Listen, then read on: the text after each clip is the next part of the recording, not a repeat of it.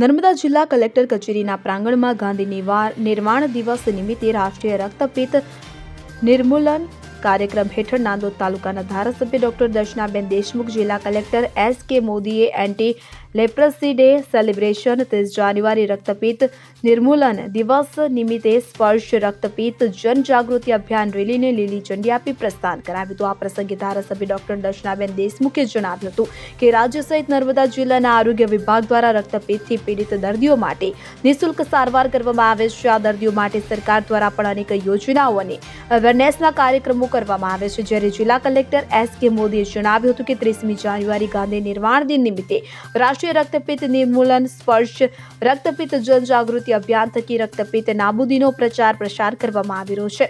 નર્મદા જિલ્લામાં 113 જેટલા દર્દીઓમાંથી 95 જેટલા દર્દીઓની સારવાર ચાલી રહી છે, જ્યારે અન્ય દર્દીઓની સારવાર પૂર્ણ થઈ છે। તો રક્તપિત્ત વિશે જાગૃત કરવાના ઉદ્દેશ્ય સાથે આ રેલીનો શુભારંભ કલેક્ટર કચેરી જિલ્લા સેવા સદન ખાતે કરવામાં આવ્યો। ત્યારબાદ ગાંધી ચોકથી સફેદ ટાવર થઈને red cross blood bank Rajpipla ખાતે સમાપન થઈ હતી કે જેમાં નર્સિંગ સ્ટાફ દ્વારા બેનર્સ, પ્લે કાર્ડ્સના માધ્યમથી અને અનેક સ્લોગનો થકી લોકોને રક્તપિત્ત અંગે જાગૃત કર્યા હતા। સમાપન બાદ નર્મદા જિલ્લા સહિત ભારતને રક્તપિત્તથી મુક્ત કરવા અંગે સૌએ શપથ લીધા હતા।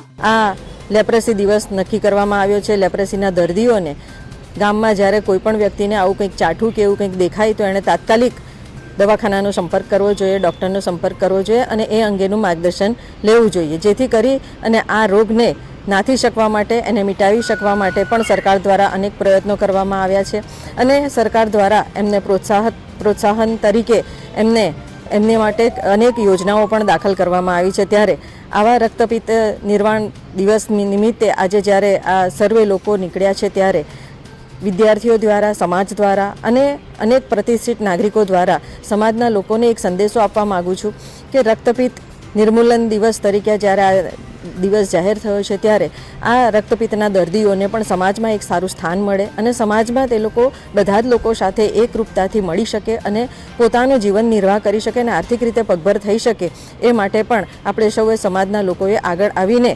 આ રક્તપિત્તના દર્દીઓને સ્વીકારવા જોઈએ અને એમના રોગને દર્દ દૂર કરવા માટે એમની સાથે રહીને એમને સમાજમાં એક સારું સ્થાન આપવું જોઈએ।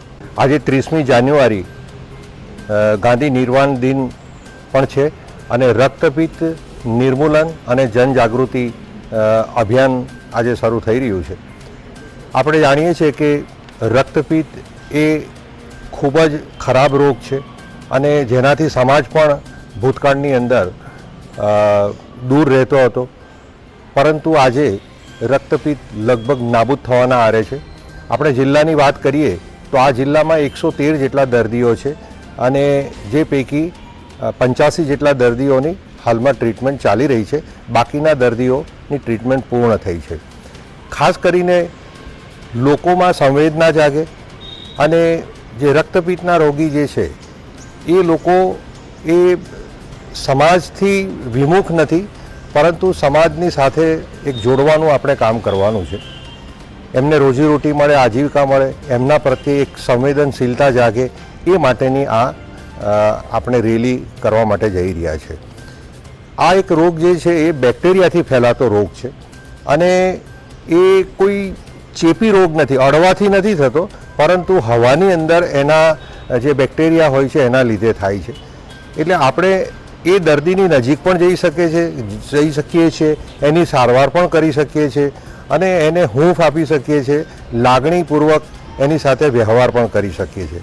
તો આજે જે આ રેલી આપણે કાઢી રહ્યા છે અને જે લોકોને એક સંદેશ આપી રહ્યા છે એ એટલો જ છે કે રક્તપિત્તના દર્દીઓ પ્રત્યે માનવીય અભિગમ દાખવે અને લોકો એક સંવેદનશીલ બને। જ્યોતિ જગતાપ સાથે સેન 24 ન્યૂઝ રાજપીપળા।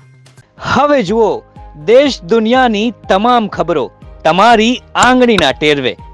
ઉઠાવો મોબાઈલ અને ગૂગલ પ્લે સ્ટોર પરથી ડાઉનલોડ કરો અમારી CN24 ન્યૂઝ મોબાઈલ એપ।